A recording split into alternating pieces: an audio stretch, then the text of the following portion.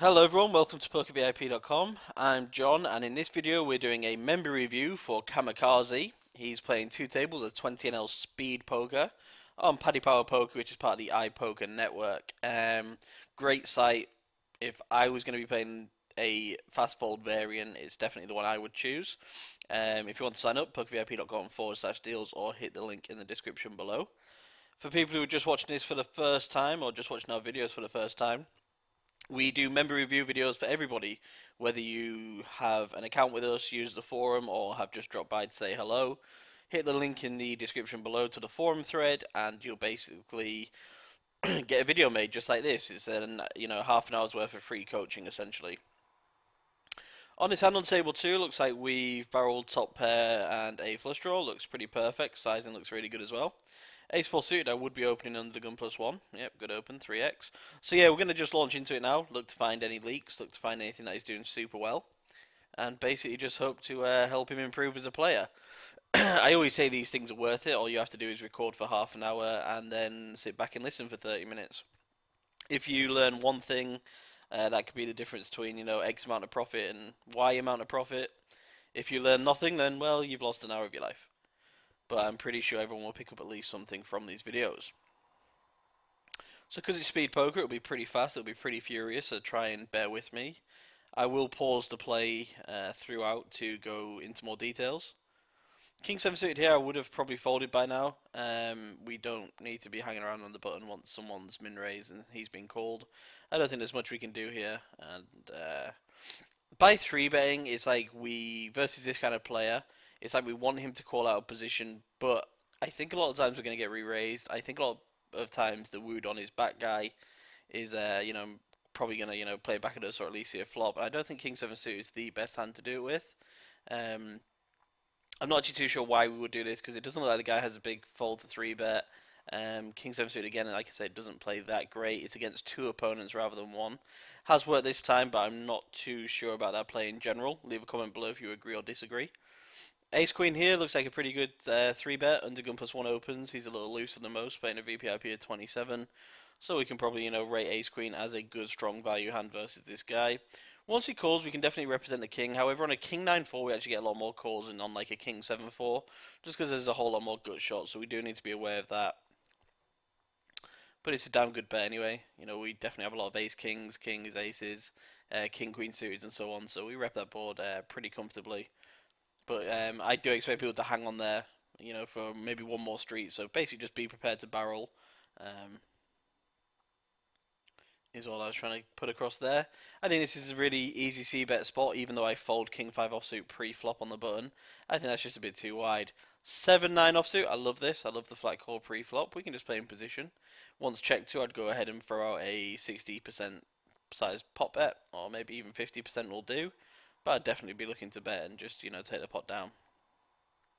King 5 fold pre-flop is basically just my advice for that hand on table 2. King 9 offsuit, I will definitely be min raising the button, or 2.5x in it, but it is a button open regardless. And a 7-9 offsuit just worked perfectly. Looks like he's a 2.5xer. Excuse me. Which I really like versus this 3-bet. I'd just be mucking it pretty quickly. King Queen, I think we should go ahead and raise here for value and to isolate. We don't want the big blind to come along as well. We want it heads up, or even if we take the pot down pre-flop, that's sweet. But I imagine a lot of people who limp under the gun might limp call with worse than King Queen, or just play poorly post-flop. Nice play there. Looks like we've got a really good player on our hands here. What happened here with the King Deuce? Did we call a 3-bet or something? I was to concentrate on either one. Okay, so it looks like a player limped and we isolated with King Deuce and sadly got called. I wouldn't isolate with King Deuce. I think that's too wide. King Deuce suited, I'd be fine to do it. King Deuce off, I just don't think plays well enough, and I just don't think we're going to be in that great of a spot in life. Once facing this lead, I would just be folding just because I literally have no idea. And this guy does rep it, and he bet into two people, and we have King Deuce. So I think I'll just let that one go, yeah. Like I said, the King Deuce is just a bit too wide to isolate. Anything playable, like he's generally, or even semi-playable, or even quarter-playable. But you don't want something that is just pure garbage and doesn't play great post flop, like King Deuce, Nine Deuce, 10-3, you know, unless they're suited. Would be my best bit of advice there. Fours we can definitely peel here versus two opponents, so to flop a set. Missed the flop, and I'm, you know, just pretty much giving up here. I am, you know, set mining or, you know, some sort of straight draw, deuce 3-5 kind of flops. But on two overs against two opponents, I think we're fine to just be happy to check fold there.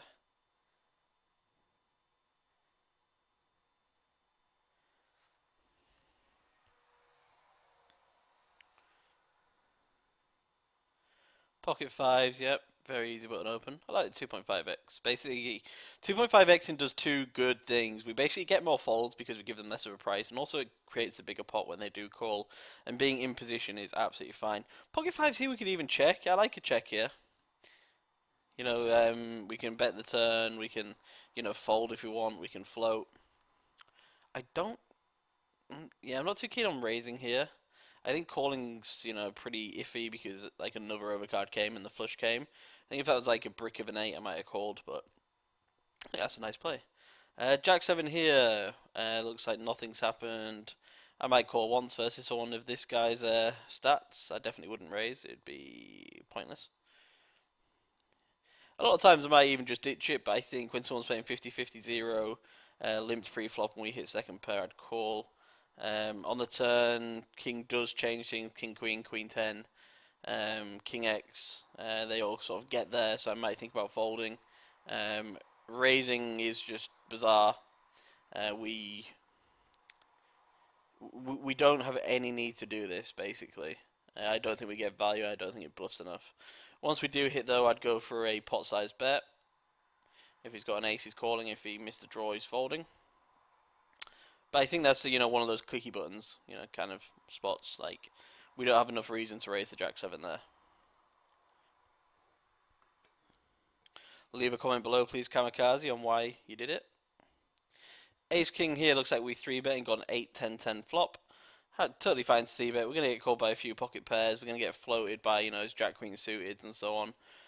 So, you know, I think once we do bet, we do a nice double barrel here. Not the turn card to do it on. I'm absolutely fine to check call here, though. A lot of people aren't confident enough to bet like 9s or jacks, and a lot of people get jacks in pre-flop. So a lot of times when he bets, he's going to be turning, you know, 4s, 5s, 6s, 7s, you know, well, not turning into a bluff, he's going to be bluffing with them, or even his other ace highs. So I'd call here, and then probably call off the river.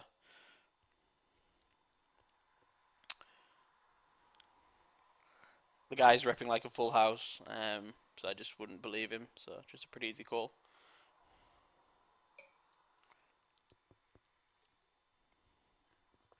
Dreadful river for us. Hold up a minute.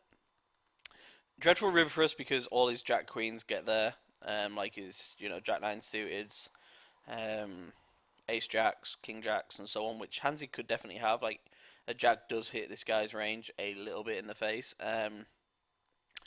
By leading, we basically achieve two things. He calls or raises us with better, and he folds worse, which is basically just non-hands. Obviously, if he folds an ace high, that's good, but if he's got, you know, the smaller pocket pairs we mentioned, if he's got the king queens and so on, we achieve nothing. I would, on this river, I would be quite tempted to check fold, just because I really hate the jack. I think, like I say, it hits a lot of this guy's range in the face. However, on the turn, my plan was to check call the river because we do induce a serious amount of bluffs. And one thing I want to say is, if this guy does have Jack Queen, Jack King, or even Jack 9, he's actually going to check back this river a lot because he's going to think we've got like aces or kings or even a full house ourselves. So I would actually just be like, okay, I don't think he's going to be like pile driving in like a semi-marginal hand. He's either going to be jamming like full houses or that's pretty much it, maybe a straight. And he's just going to be jamming all his other hands, like and his bluffs, so, you know, the ace queens, king queens, and smaller pairs. So I think adding all that up, I'd prefer a check call. Like I say about leading, if this guy's got a hand, he clicks call, he raises, that sucks, or we just get him to fold like he just did.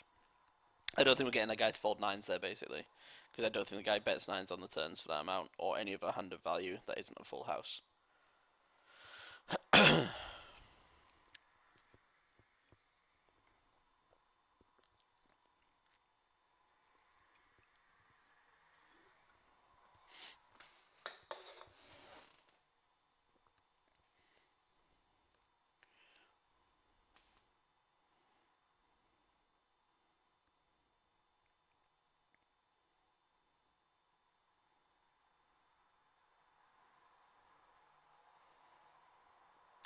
Looks good. We could definitely button open both of these hands.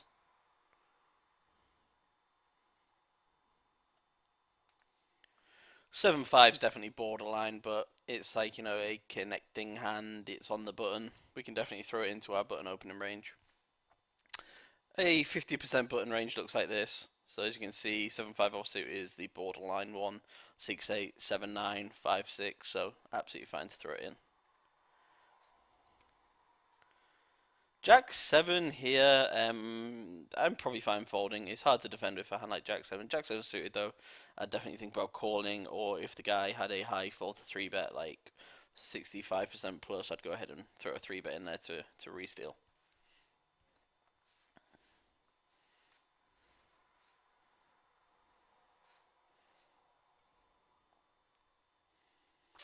Wonder why he doesn't use a 4-color deck. I don't think I could ever play poker without a 4-color deck now again.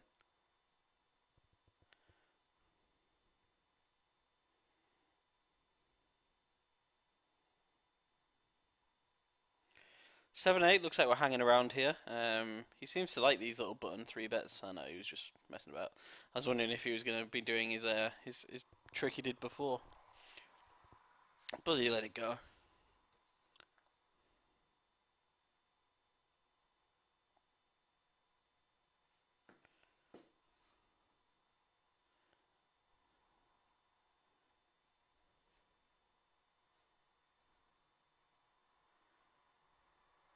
What's happened here? Looks like he's paused it. Okay, we're back.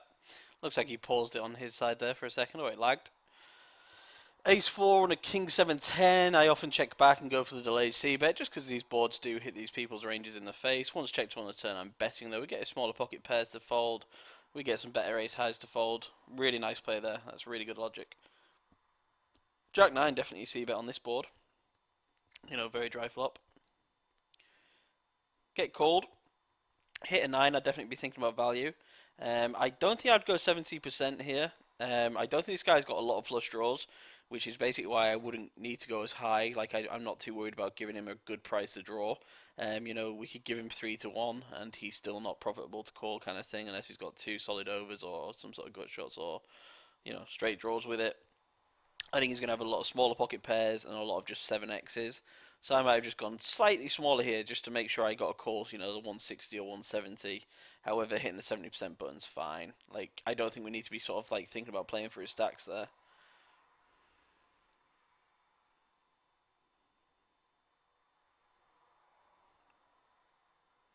Jack Queen suited, we decided to just peel rather than 3-bet, which I really like. A lot of people just automatically 3-bet, and I'm not too sure why they do it. Like in all cases, I would float a lot of flops, but this isn't actually one of them. I would generally only do it if there was a spade on the flop, or if it was like 8-10-6, you know, just something rather than a paired board. Once it goes check on the turn, we might have some showdown value with Queen High. I'm not too sure. I don't think he's got any pocket pairs. So we do get him to fold out a lot of worse hands, which he might bet with. So it does make it okay to do. King Queen, I just go all in here. I'd never just flat call. It's bad. Yeah, it's bad because basically this guy can have King Queen as well, and now he wins the pot by jamming the 7 of diamonds turn. He could have a hand like, you know what hands could he? Whoa, he's checked. Okay, so I guess he's got 2 pair. I guess he's got 2 pair. Yeah, he could have a hand like ace 10 and, you know, just have been messing about and folded. Or he could have, you know, 4-5 of diamonds, so we get it in good versus that. So I'd have just got it all in on the flop, thinking I've got 2 overs and a straight draw. And this guy's, you know, and against 2 pair, we do okay. Against a set, we're not in the best shape, but we do okay. Bluffing here, we do get him to fold his miss king queen draw. But it's going to be very tough to represent against a big enough hand. Maybe that was one of the hands we could have folded, but once we check the turn, we do lose a bit of street cred. And that guy seems to just want you to check raise ace jack and get it in. So I'd have been fine getting in with king queen versus ace jack there. Not the ideal scenario, but not the worst in the world either. And also you got to remember people do bluff, and we've got to give them a chance at bluffing.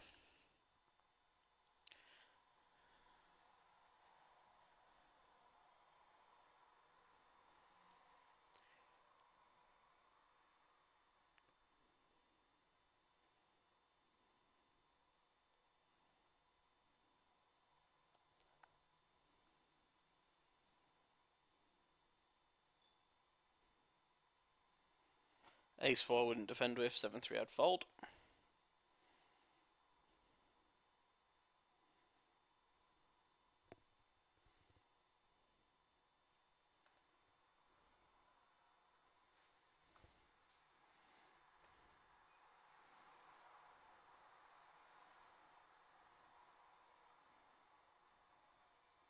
King's dead easy 3-bet. I don't think we've gone big enough here. I don't understand why we would choose this sizing. I think we should be going at least 3x. I actually make it just over 3x, and I'm fine. You know, if he made it 60, I'm happy to go 210 there. Against two opponents, we were obviously running into the worst thing imaginable. I actually check here. I feel like we're somewhat firing money into the abyss here, and even if worse hands call us, it's really hard to play them on future streets. I don't like people's reasoning of this is value or this is you know, like to find out where we are. I don't think they're good enough reasons. I think generally there we're just stabbing and hoping. Maybe we could check call, maybe it could check around, we could bet the turn, maybe we could even check fold, you know, if two opponents get Larry. But, you know, firing in, you know, 15 big blinds there, you know, might be a bit too costly in the long run. You know, out of position two opponents, ace high flop. It's obviously not what any of us hope for, but we did have the king of diamonds, so if it gets checked around, we can, you know, improve on the turn and whatnot.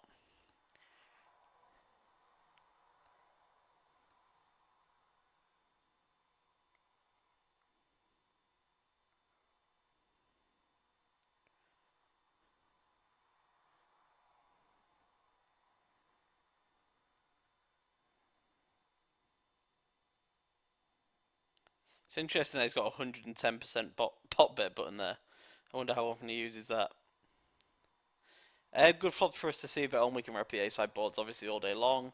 Once we get called, checking is fine. He can have a lot of king queens, he can have a lot of jack tens and queen tens and whatnot, but a lot of the times he's going to have, you know, a weak ace or a decent king, and it's hard to get him to fold that without firing three decent barrels and him obviously not being able to improve in any of those barrels.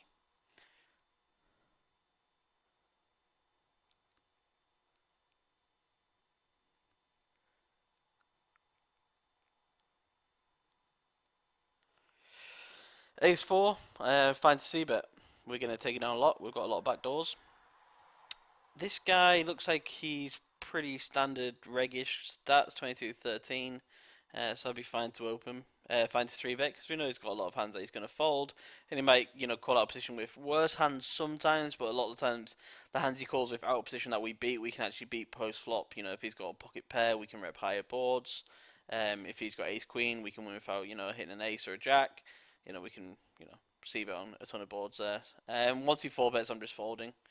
We've got this guy's got 100 hands on us, you know, so I doubt he's looking at you thinking, oh, this guy he's 3-bets 4% of the time, I should just 4-bet him in the face.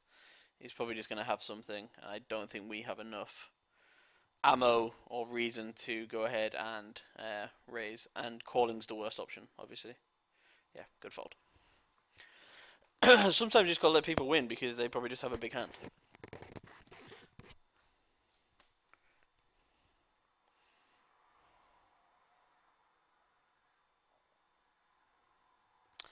Definitely not defending the king 5 versus someone who's played their first hand on iPoker. Don't understand this 3-bet either. But isn't life good when we isn't life good when we've got top pair and a flush draw when we've 3-bet king 5 suited for no reason at all? In this spot, yeah, we're just betting all in, you know, whatever. Guy calls us 10 jack, we look like a genius, but I'm not too sure we did anything correct there pre-flop. Post-flop though was a no-brainer though. Leave a comment below there, Kamikaze, of why versus, you know, someone's first hand on iPoker who opened the cutoff, he decided to 3-bet King 5 and get involved there. It's interesting. It might be good. It might not be. Just something I wouldn't do or wouldn't think of. So see if you can change my mind on that one. Also, anyone else watching, leave a comment. Was that good? Was that bad? Any reason for it? Let us know.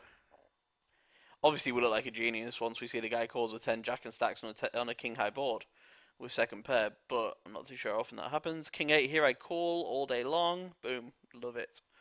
This guy's obviously, like he's say, really good. Just really good player. Just a few little funky things he does. I'd call on this flop, but I don't see any sense in raising really, because this guy can just slam it in our face with draws. So I'd probably just call, expect him to be c-betting a lot of boards, bet the turn when check 2, or maybe raise a scare turn. It's just hard to rep a made handle on a 9-9-10.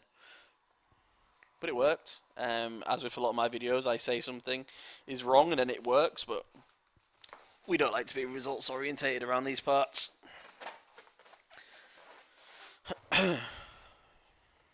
Again, sign up to paddypowerpoker.com, go to pokervip.com/deals, or hit the link in the description below. We're talking at least 50% rake returns, rake races, which are at least $40,000 worth per month, a bag of VIP merchandise if you sign up with us, if you sign up because of this video and let us know that, and a VIP service that we offer, including all these videos and so on. Ace King, pretty easy 4-bet spot. We don't have many hands on this guy, but people are going to be 3-betting the button a decent amount anyway. Looks like it was pretty decent from what I could see there. So I'd go for the 4-bet here of around 4. Yep, 420 is fine. Lovely jubbly. And again, to get your name down for a video review, head over to the Poker Strategy Forum, our Poker Strategy Forum, and put your name down, or hit the link in the description below. We get a fold from Great Sanin. And the thing is as well, like, even when they fold, it's not a negative, just because he could say just fold a strong hand there, you know, like 10s or jacks, for instance. Like, it's not going to happen too often, but it could happen. Or when he folds a hand like 7-8 suited or 10-7 suited, at least we haven't called out a position, then let him hit a good flop, or us still just miss the flop for him to c-bet and take it down, and we just lose all our hand strength. 8 deuce suited, I think we can warrant a fold. Sometimes I peel with 8 deuce suited, but it's not, you know, a necessity.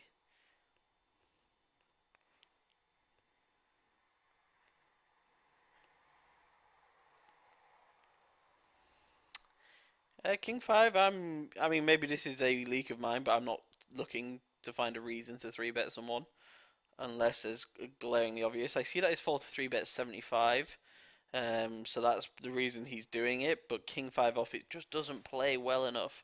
Try and have a little something. King 5 suited, you know, just try not to get too involved with these pure junky hands. Great flop for us to rep though. We're going to get a decent amount of folds here. When we get called, I'm running for the hills. He's going to have a lot of bigger pairs, ace queens and ace jacks and ace 10 suiteds. So yeah, probably check like a girl as well. Oh, we get check 2 again. Has this guy got 9s? Oh, ace jack, okay. I think he might have value bet that hand there. Against our queens and jacks and so on.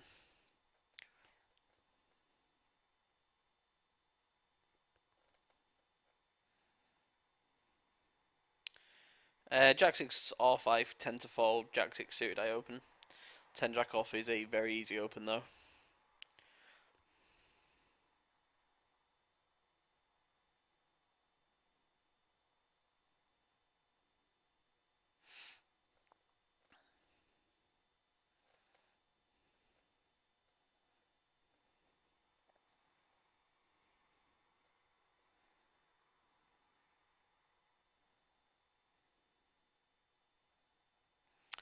Ace 10, fine to just flat. There are reasons to 3-bet if it's like a super fish who just calls if any 2.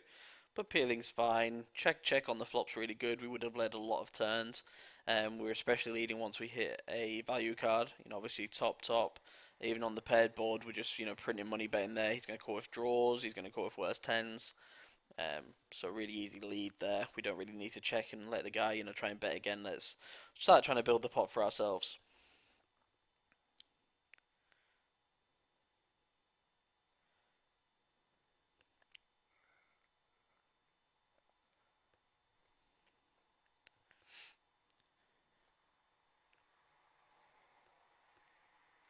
A7 suited, I just fold. 0, 0, 0 guy. Interesting that I guess actually it was to do with the stack size, is why he 3-bet the other guy. Because he's obviously only got $8, it looks like it might be a fish, but... Ace King, pretty easy, yeah. Pretty easy to see, but everything's fairly standard so far in this video, apart from his funky 3-bets pre. All just very good poker player. I bet he makes some decent money from these games.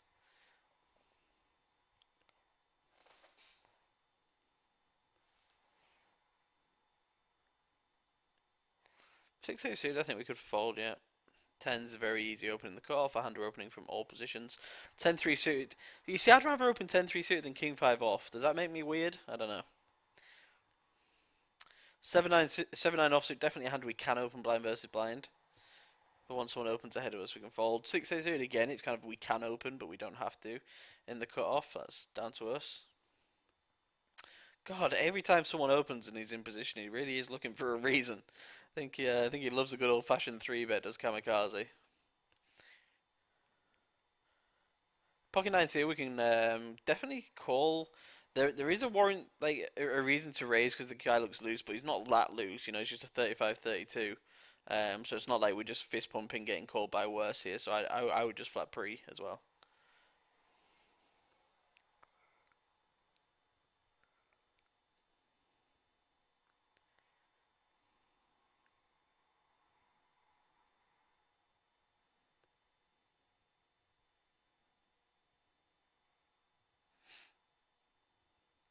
Ace 2 suited, I'll probably still fold, yeah, even against 3 people. I might pop in there with the old Ace 3 suited, but our position against 2, it's not profitable to go ahead and start peeling there. 8-10 suited under gun. It's hand I've started to open because I opened 9-10 suited. I think it's fine to also open 8-10 suited, but I understand a lot of people like to fold it. Ace-10 off, I fold under the gun +1. Or mid position. I think I fold anyway, do I? Yep, I fold Ace-10 off. Not a strong enough hand. I actually fold King-Jack off as well. But I understand people reason to do it. Interesting flop for us. Gut shot and overcard against one opponent. Absolutely fine to go ahead and c-bet. He's going to call with worse as well. Remember, he's going to have King-10s, 9-10s, 8-10s, and so on. We can improve on the turn. We can get a Jack to fold on certain turns and so on. So absolutely fine to go ahead and just open.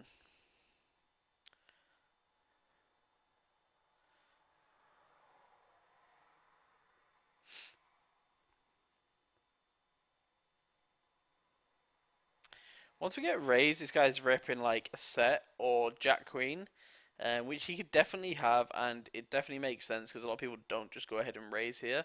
So I'd probably look at folding, unless I had like Ace-10 of spades or Ace-10 of clubs or Ace-10 of diamonds, then I would peel because obviously we could hit a backdoor draw or something along with our gut shot. But when we're just open to hitting a king, probably not the ace, and we're just unsure what this guy has, I would fold. King 4, I think we called a raise on the flop, which I just would never do. Let's rewind it because I obviously missed it because I was talking about the other hand. Flop play, come on. Okay, so we bet 42 on a king, queen 6. We get min raised. Okay, I see. Yeah, kind of hard to fold straight away. We got 2 clubs. There's a queen of clubs there, so yeah, I'm calling. That's fine. I thought we'd call a bigger raise. I'm obviously focusing on the left table because we just spoke about the ace-10 on the other table. King 4 here. I know that he's led because we've just seen it, but I'd probably just check again because if people are bluffing, let's go ahead and induce. By betting, if we get raised, it's like a horrible spot. We're not too sure what worse hands call us. I guess hands like Jack Queen of Hearts, or hands like that would. Now on the river, by betting, he thinks this guy has a king and that we were behind on the turn, now we're ahead, or has a really strong queen, or has 6s full. So by betting big, you get value, but I'm not too sure the guy's range was that strong, so I might have bet a little small there. Hopefully, he'll put up the hand history. Nope. Okay, we're going to wrap up the video. Leave a comment below what the guy had there. I'm guessing he had King 10 by how quick he called you. So yeah, we basically just need to look at why we're 3-betting and, the reasons that we're looking for to 3-bet. And you know, apart from that, just super solid, good play. So this was John for PokerVIP.com. I hope you enjoyed the video, everyone, and good luck at the tables.